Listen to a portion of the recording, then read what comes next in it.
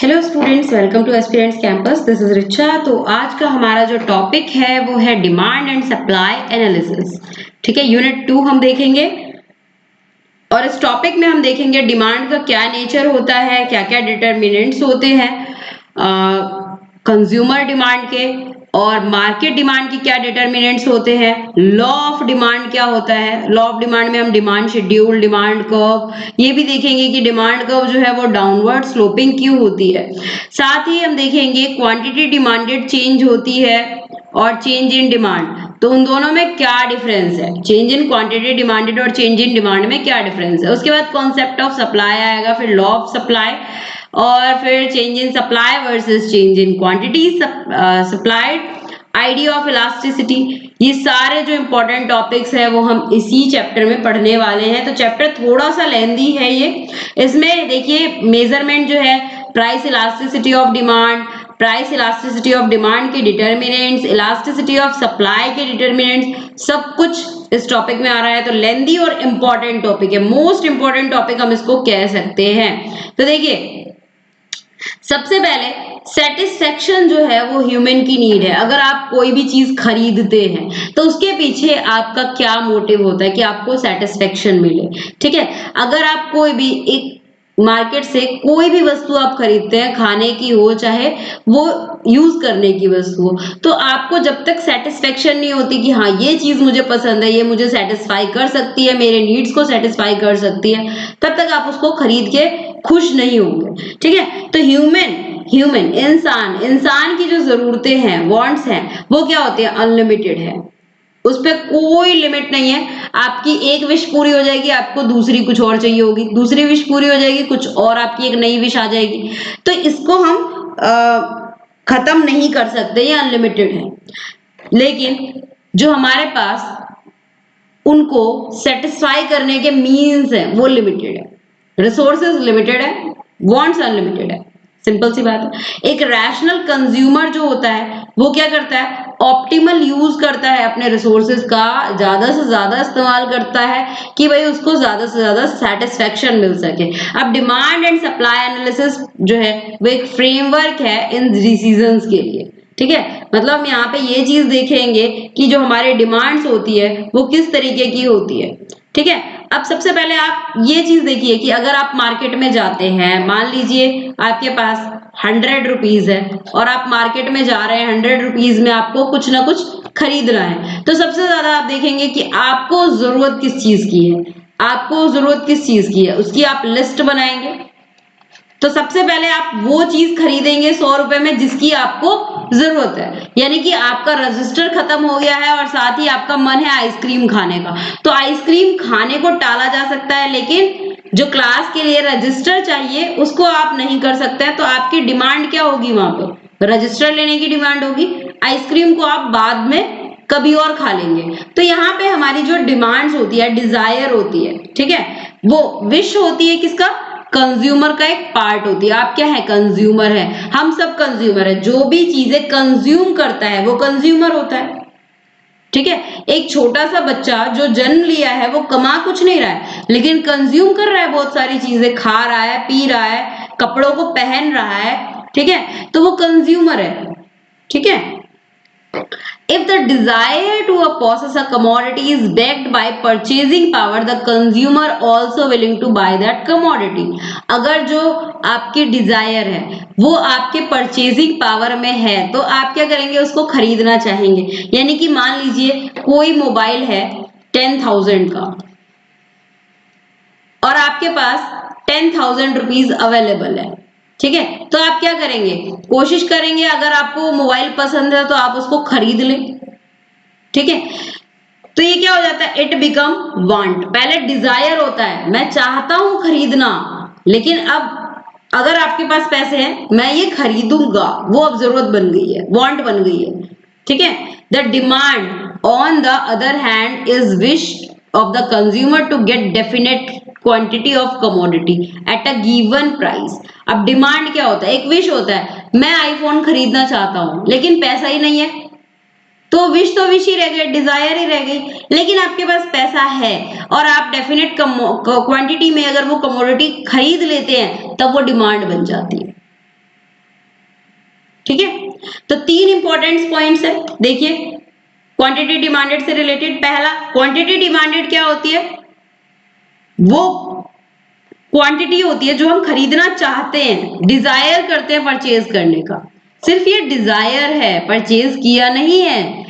तो quantity actually bought, उसको हम एक्चुअल परचेज कहते हैं। जो क्वांटिटी हम खरीद लेते हैं वो एक्चुअल परचेज होती है। दूसरी क्वांटिटी डिमांडेड जो होती है उसको एक फ्लो मेजर की तरह माना जाएगा एक टाइम के लिए, ठीक है। Like if the quantity of orange is 10, orange की क्वांटिटी क्या है 10, तो 10 अगर ऑरेंज की क्वांटिटी है तो या तो ये पर डे होगा, पर वीक होगा, यानी कि आप कितना ऑरेंज खाते हैं 10, तो 10 कैसे, एक दिन में, दो, एक हफ्ते में, एक महीने में, कैसे आप 10 ऑरेंज खाते हैं? जब तक आप पूरी डिटेल नहीं देंगे तो ये क्वांटिटी डिमांडेड में नहीं काउंट होगा।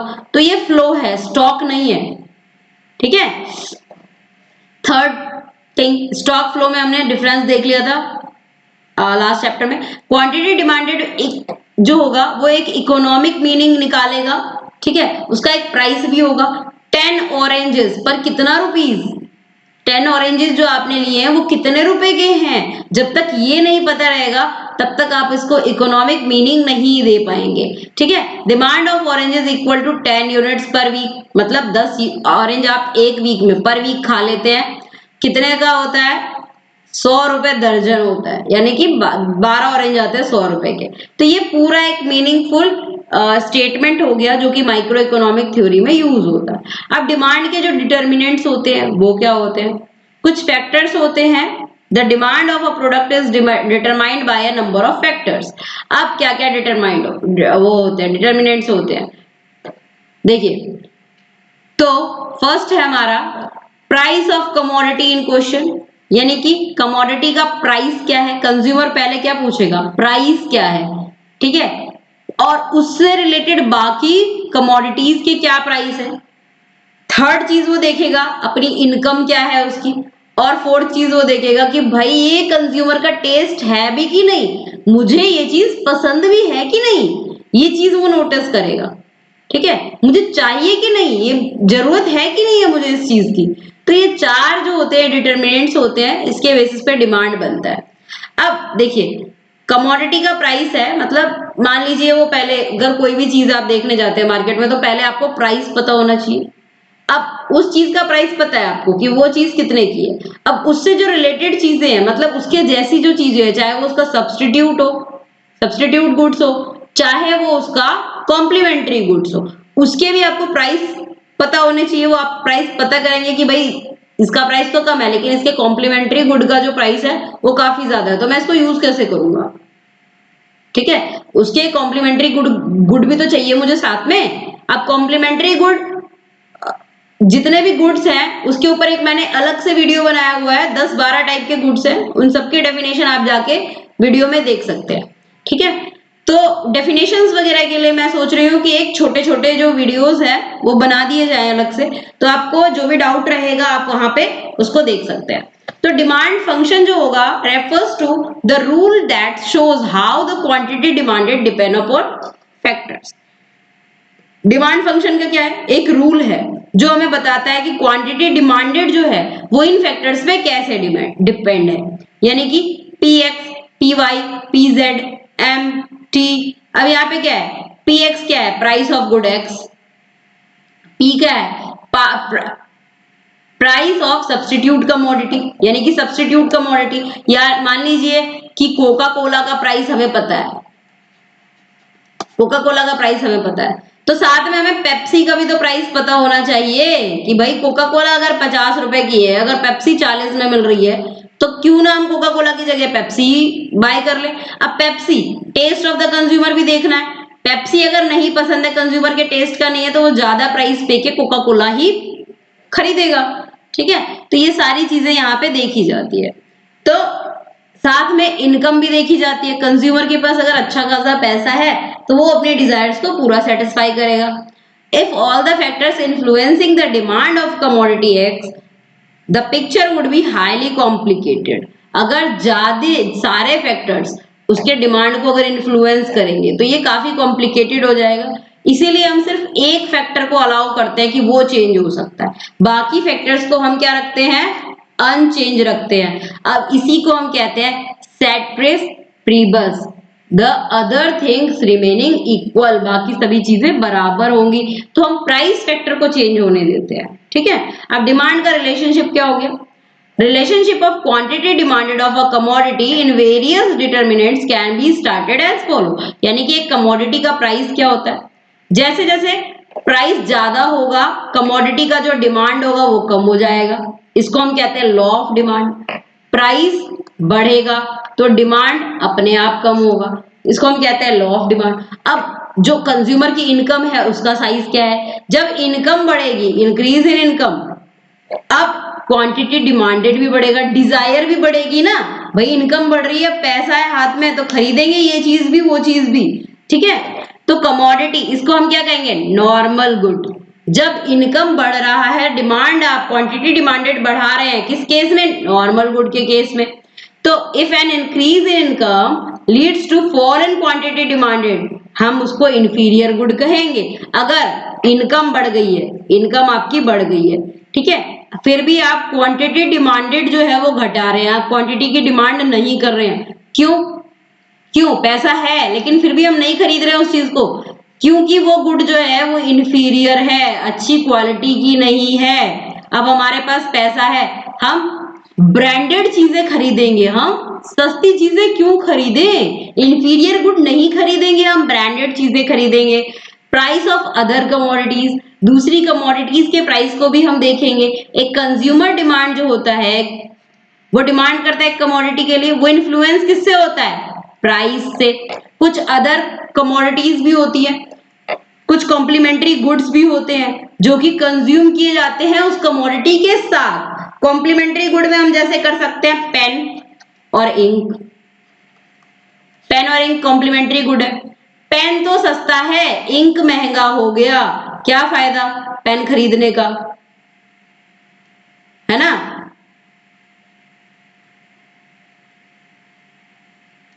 पेन सस्ता है, इंक महंगा हो गया, क्या फायदा है पेन खरीदने का।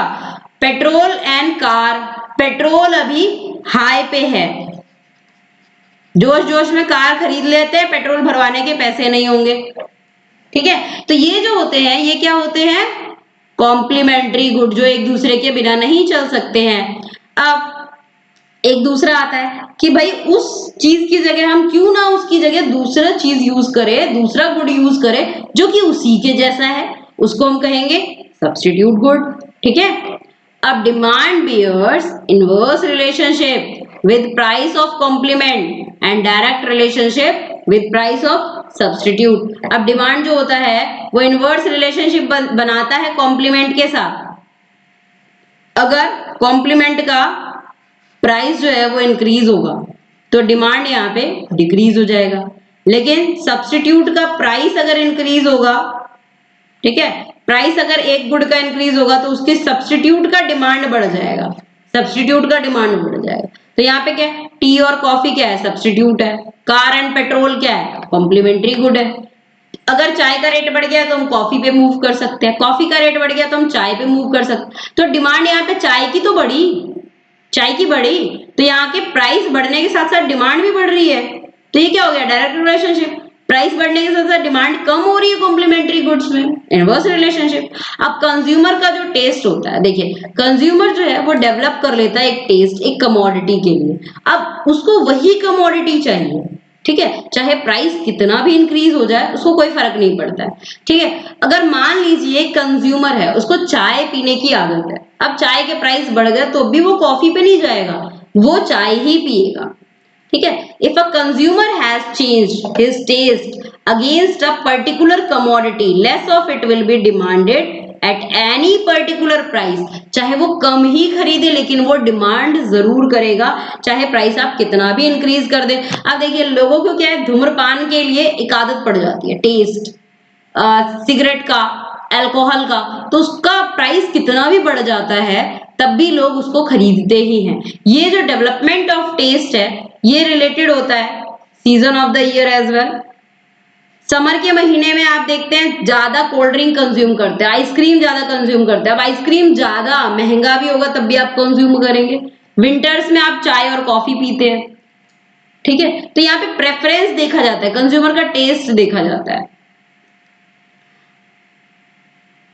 अब ये जो है determinants of market demand, market demand के क्या डिटर्मिनेंट्स है?